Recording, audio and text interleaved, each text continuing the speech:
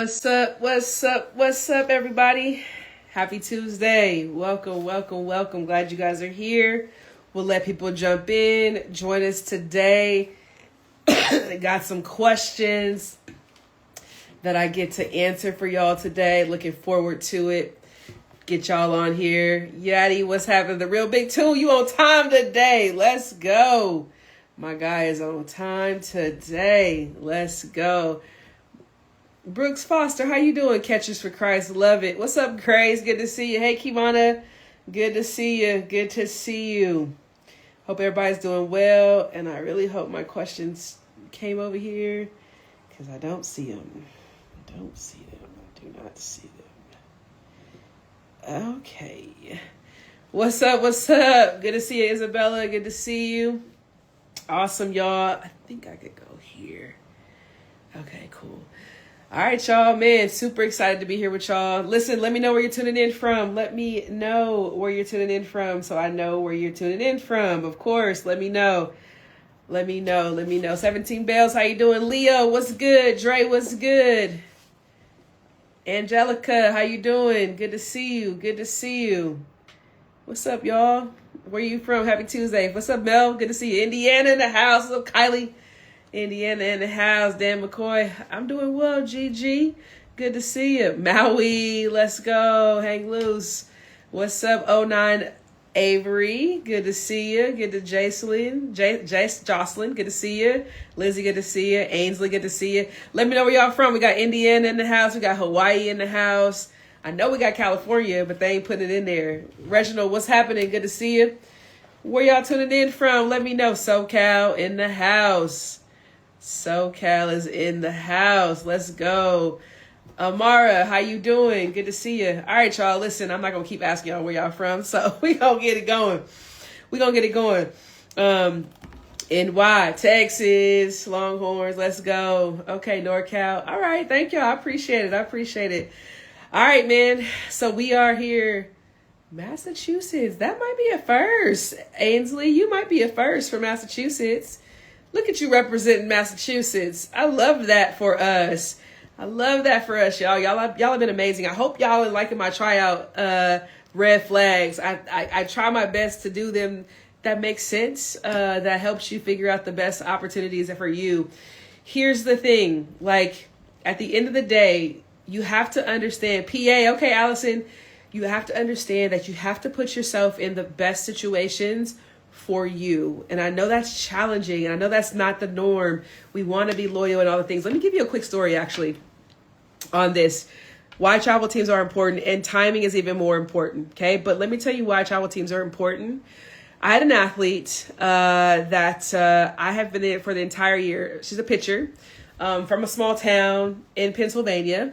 Really great athlete and really talented. Amazing. Just finished her sophomore year. Had a killer sophomore season of high school and, had a great summer as far as with her team, things like that. But she was on a team that nobody knew. Okay. And so although they did good in like Colorado and a few other places, they had a good summer. The issue was I was literally sitting at PGF watching some games. And as I sit next to coaches, I talk to them. I just get some insight from them. I'm like, oh, what you're looking for, what athletes are, what grad years you're looking at, what positions, things like that. Because that's my job. I don't know if you guys know that. I'm going to tell you a separate story in a second about that. But that's part of my job is to kind of get a pulse, like what coaches are looking for, maybe slide my athletes' names into their heads or their thought processes a little bit. So I did that. I'm sitting there next to one of the coaches of a bigger school. And what's up, Avery? What's up, Swing RX? Good to see you. And I'm sitting there talking to this coach, and I'm like, hey, do you know this pitcher from Pennsylvania, yada, yada, yada. And she's like, I know who that is. She's like, I know exactly who that is. She's supposed to come to my camp a few times. Like, and if a coach remembers that you're supposed to go to a camp, they've looked into you, they like what they see. And she follows up with, but she's not playing on a team that I would trust to recruit from.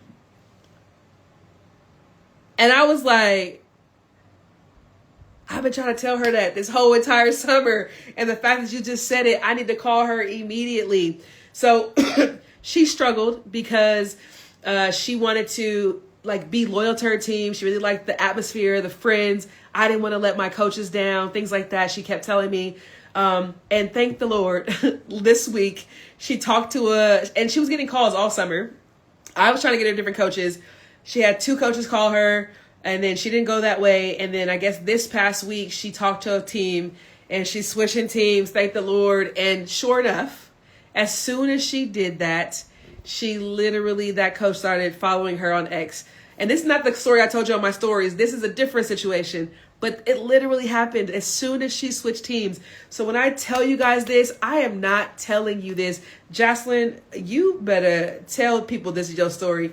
But this is literally what happens, okay? Like, if coaches can't feel confident in the competition you play or who you play with or against, it's really challenging to put yourself in the best situation. Now, the second half of this is this. A lot of you are taking the recruiting process by chance, or you're trying to figure it out, and you're joining things like NCSA. And it's kind of a dig on NCSA. I'm not going to say it's not. It is a dig on NCSA, okay? So I just talked to another family, and this is actually a different sport, all the things, but we're just talking, and I was giving them some advice, and this person's a senior that they have. They're like, oh, we just purchased NCSA. And I really liked that they had a database. I really liked that they have all the coaches' information on one place. I really like that even though their profile is not set up, they can still go on and see if a coach follows them. And we've had 3 coaches look at them and things like that. And I'm like, that's crazy. And I'm like, okay, cool. I was like, but did they tell you anything about reaching out to coaches for you? Like connecting the dots, or just the database? Because you can do all of that other stuff on ChatGPT, like intro templates, emails, all the things. You could do a lot of things for the recruiting process with ChatGPT. Well, I like the regions that they say, where according to his major, all the things. And I was like, okay, great. You're giving me all these things that don't matter as a senior, because at this point, this athlete needs direct relationships. That's the only way this athlete's going to get recruited to a 4-year school at this point, direct relationships. And so are they going to call the coaches for you? He's like, well, we didn't sign up for that part. We just really liked, I was like, okay. And I hated to like get off the call with them, but I was like, okay, you can't do that. So parents, I'm telling you, the database is great. And unfortunately, like, they do a really good job of pushing at you to really get you to sign up for NCSA and sports recruits. But you have to ask the main question. How are you connecting the dots for me? Are you actually reaching out to coaches? Are you actually using your database, your Rolodex, as they used to say, to get coaches to know my athlete? And their answer, they didn't have a good answer. So I just want to tell you guys, like, that's really important. So twofold questions to start the Zoom. We ain't even answer no questions yet. All right, so let's get into it. I'm a little bit bummed because I don't believe, I know where I could find it at. Apparently, okay, I appreciate it, Tamara. Good to see you. All right, so I got some questions for you, and I didn't have my other questions apparently, but I know where I can get them. Okay, so question number 1 is, what headlines are best on emails to catch coaches' eyes?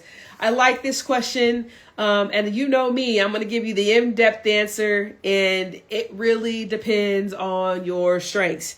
Remember, coaches need to know 3 things about you no matter what: your name, your grade, your position. That should always be something. But then you should be able to give something that pops out to them. My pop time as a catcher, my speed as a pitcher, my spin rate, movement and spin pitcher, slapper, this many stolen bases, this many doubles, this many RBIs, this many home runs, like exit velo is this. So you want to include a 4.2 GPA, right? In your caption, or in your subject line. That's what you're trying to do, is how do I get someone to feel interested enough to want to read what I write in my email? Makes sense? To even open my email. So they have to know the 3 things, name, grade, your position, but then give them something around your strengths that's important. So really great question. Hopefully that helped you out.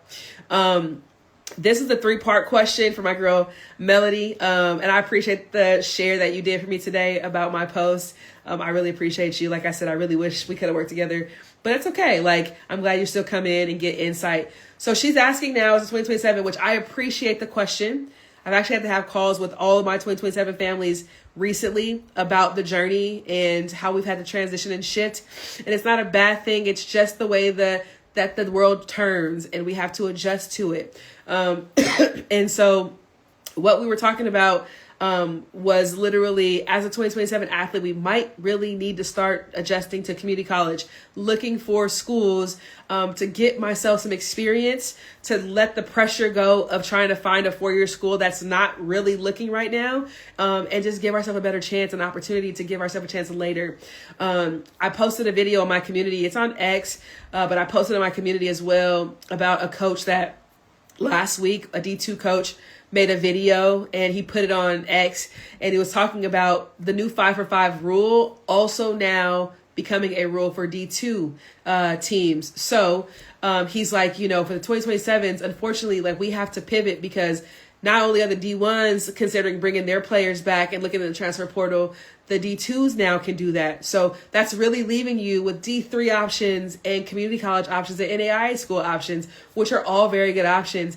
And I think what you have to consider is, how much do I really want to go D1? How much do my skill really be significant enough for that? Which we got to do some assessment, because what up to this point has not allowed you to be on a D1 coach's radar, right? Because as a senior, going into your senior year, it's kind of late, right? So what if you know my runway, right? If you know my runway, 9th grade, 10th grade is really where those D1 schools are really starting to pick up on knowing who you are, right? Into your summer of your 10th grade year. And then they're calling you your junior year. So like, if it's now your senior year and we don't have that traction, you have to kind of ask some of those questions like, well, was it my skill? Was it where I was? Was it my travel team? Which brings me to my another point, is that travel teams, go back to what I said before, are important. And what I'm finding is a lot of families are saying after their sophomore season, oh, now we're going to get on a good travel team. And I don't understand the logic, and it doesn't really make sense, because at this point, now you can stay on the one you're on because you're in the right pool for the teams that that are looking for your type of player, right? So like, if I can give any advice to the 8th graders and 9th grade families, is get on the right team sooner. And it's okay if you pick one and it doesn't fit you, pick another one, right? Like, pick another one. Don't wait till the whole year happens before you switch teams. Okay. Like, pick another one. Okay. So, don't wait till the end of your sophomore year to try to figure that out. Okay. That's a really big advice for you guys. But back to what Melody asked. She asked the question of, is it appropriate to reach out to community colleges by phone to check and see if they're recruiting 27 athletes? And I think you should try whatever you think is beneficial. I do also think, though, if you're going to ask specifically about 2027s, let your travel ball coach ask that question, because there's some rules around, and there's some like gray area around coaches answering specific questions like travel, like grad year and position to players sometimes. So you have to the way you ask it needs to be a little bit strategic.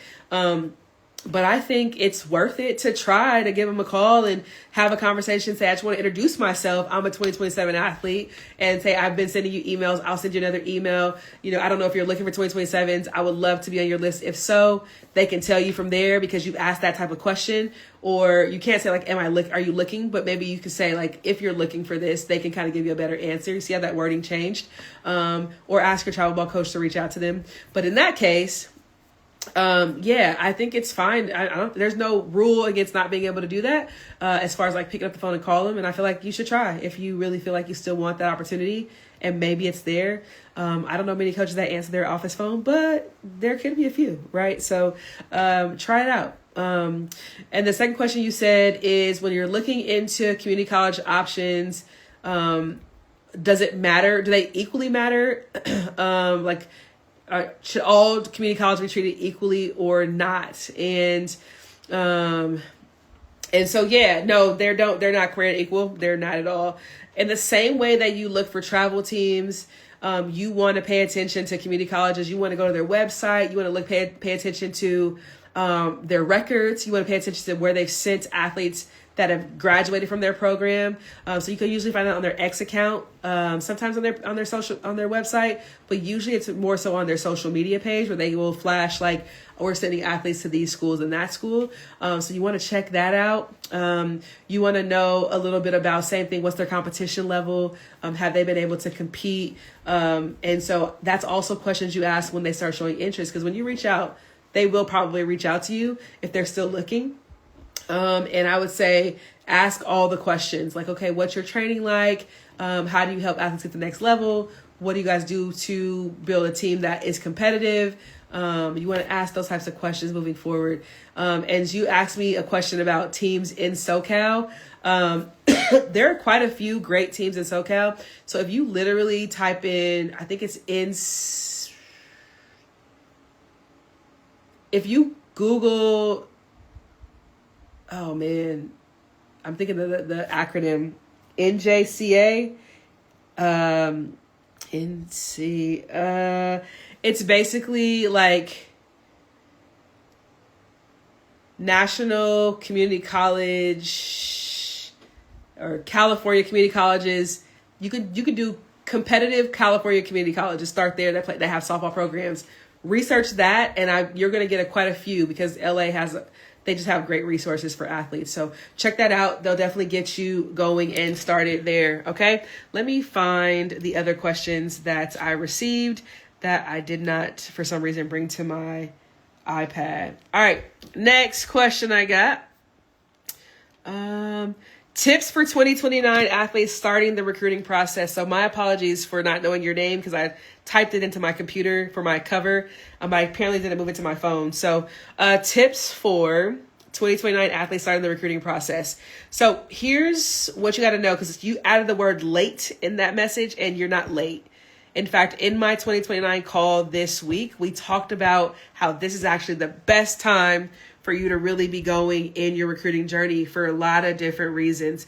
And so when it comes to you being a 2029, and another question was camps. So when you're 2029, your job right now, hopefully in your 9th grade year, you spend some time going to a couple of the bigger D1 schools around your area, kind of spreading your wings, maybe getting out a little bit for one or two of them to kind of get yourself out there. But now we're going to be a little bit more laser focused. So whatever traction we were able to create in 9th grade year, we want to utilize that. And if we haven't created much traction in 9th grade year, the fall is the perfect time to do it. I would for sure say, let's move your big list down a little bit and be a little bit more targeted and be more intentional with the camps you go to, the emails you send, things like that. Get your coaches involved. But this is a perfect time. You got the fall to build the community and the relationships. You got the spring to ball out in your high school season and build up your own skill and your stamina. And you got the summer to get those coaches out to watch you play, compare you to other athletes in your same class. And then by September 1st, you have the opportunity to get those calls. So you really are in the best timing where you can actually take action that's going to be really beneficial. And you know you can move the needle in your 10th grade year. So 2029 athletes, you're not late. You're actually right on time. This is the perfect time. And as a caveat, I think I have 4 more spaces for my 2029 athletes if you're interested in joining my program. Just a small caveat, and things like that. All right. So the next question was, how many camps should we go to per season as a 2029 athlete? So yeah, you definitely want to be a little bit more targeted now with like what's actually on your school list, the type of environment you like. Do they have your major?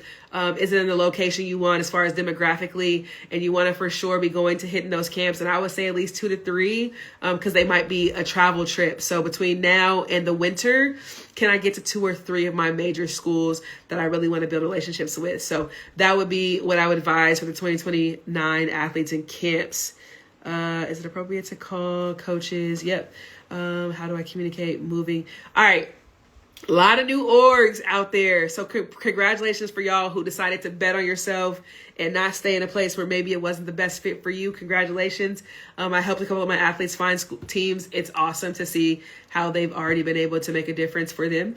But college coaches don't really care about your changing travel teams until they need to find you to recruit you, or vice versa. You're communicating with them and they are looking to see like, what team is that? You know, like maybe they've been following you before and they have a good relationship with you. That'd be the only time they might want to know. So basically what I'm getting at with this is you don't have to create this whole hoopla around you changing teams. It's just when you send out your fall schedule, you just say, hey coach, had a great summer. Here's my summer highlight video. And I wanted to let you know that I joined a new team and here is our fall schedule. That's all you got to do, right? You don't have to make it anything super big and drastic. You just need to let them know, because they're looking at your schedule and they need to be able to find you, right? So you don't have to send out a separate message. Hey, coach, want to let you know I joined a new team. This is the reason why, yada, yada, yada. You don't need to do all that, okay? So very, very good question. And then another question I got was, I'm missing the fall season. What's up, IB Fresh? Okay. What's up, Brianna? What's up, Angel? Good to see you. K Fang. What's up, Avery? Good to see you. All right. Missing the fall season due to injury. What should we do for recruiting? I like this question. And I should have asked what the injury was, because depending on what the injury is, just know that your recruiting process doesn't stop, right? Even if you play high school ball right now, for my Georgia and my Colorado families, Damon, okay, that's my nephew. Good to see you, nephew. So even if you have high school ball in the fall, even if you have an injury, the recruiting time doesn't stop. That's what I think a lot of people get stuck on, is they're like, oh, well, the injury's happening, I'm going to wait and do this, this, and this. Now, what I would advise you to do is, what can you still do? And can you take coaches on the journey of your recovery?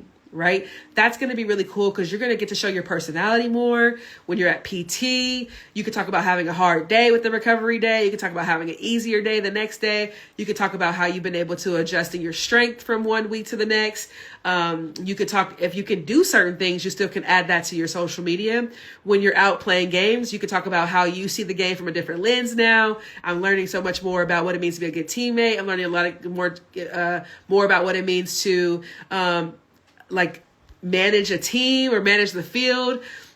But take them on the journey of your healing process and show your personality, and just show how you're still very much engaged and anticipating to be great at this skill, at this sport, once you're done healing. Make sense? So don't shut things down. Find other ways to showcase your personality and whatever things you can still work on in your recovery. Because here's the thing, a lot of athletes in college just don't realize, when you get to college, you don't realize how hard college actually is. And so what you want to be able to do is ensure that you're showcasing the coaches that if I do have an injury, I'm still going to be very contributive to the team and the program. So if you're able to do that now, just imagine how much coaches will appreciate that when they like your skill. They're like, oh, this is a great person and teammate as well. So that would be my advice for the injury athletes. I know people don't think about that, but for my girls, I have them take them on a journey. We do a recovery, things, PT things like that. So yeah, so those are the questions that I had today. I had someone ask a question here about 2031s and where to start. You know, I just started my 2031 group too. You missed it. We already are starting. And so I'll do another one in December. And what we're doing is we're doing a 6-month program for 2031 athletes. And we're taking them through the foundations of recruiting. We're taking them through understanding their value and their worth, their skills, their 3 strengths, how to talk about them in emailing. We're creating school lists. We're setting up social medias that are going to be significant to college coaches, teaching them how to do highlight videos and clips and things like that. We're talking about travel teams. We're talking about what camps to start to target eventually. We're doing some mental stuff on being competitors, and knowing our personality and how to show up for our team.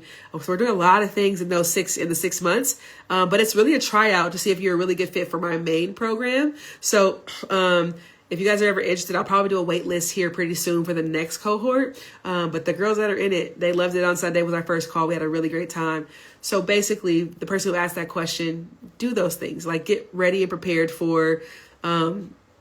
And I would say I have a video about 8th graders and what you should be doing. So travel team matters, training matters, getting to camps matter. You don't really need to send emails necessarily, but I think it'd be great to practice with the camp email, and things like that. And then also, I said training already. So social media, start your social media. Okay. So start there, get that stuff going. While coaches are not paying as much attention, you can build the muscle so that you're comfortable once it comes up. All right.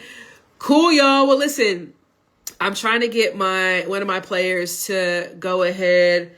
Always miss asking questions. Well, Jim, ask your question, girl. Ask a question. I might be here still. If you're still here in Longoria, 2030, ask your question. But I got to get on a call here in a minute to talk to a coach about one of my players. playing for their team. So I'll be jumping off in a second. But Jim, if you're still here, I'll take your question. Go ahead and ask it, girlfriend. Let me know. I could take probably one or two more if y'all need it, by the way. Let me know. Remember, all my calls are on YouTube. So I leave them on here for a week, and then I throw them over on my YouTube channel. So if you want to know where my YouTube channel is, look at the link in my bio. It'll take you to my YouTube channel. Make sure you subscribe, though. Don't just be over there looking. It looks like I'm not going to get that question from Jim. So let's see. Are you still taking new athletes? Yeah, I just wrapped up until December, unfortunately. Until December. Hey, and I want you guys to know, what is the best way to communicate with you? 360 Athlete, Instagram, send me a DM. And my DMs have been really crazy lately, and I've been really busy lately. So I apologize if I've been delaying to respond to you. I'm actually going to hire someone to take over my DMs here pretty soon. Oh, I wasn't going to tell you that. Anyway, it don't matter. So I'll definitely be looking at it for now. Reach out if you want any support. But all right, y'all. Looks like I don't get Jim. Jim might have left. So I will talk to y'all soon. Remember that God loves you. And out of 8 billion people in the world, there's only one of you, which makes you unique, valuable, and enough. And there's nothing that anyone or no one can do about it. And your recruiting process is about you getting recruited for your skill, not adding value to who you are. Remember, Jesus won. I'll talk to y'all soon. Peace.